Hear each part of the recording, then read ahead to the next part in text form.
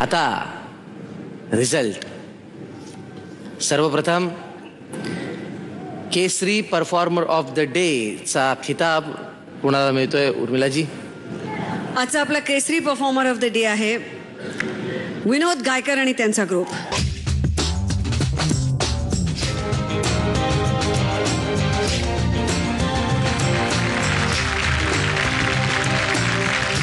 आणि अटकेपार झेंडा मिळणार आहे गौरी बिरजे आणि त्यांच्या ग्रुपला. वा.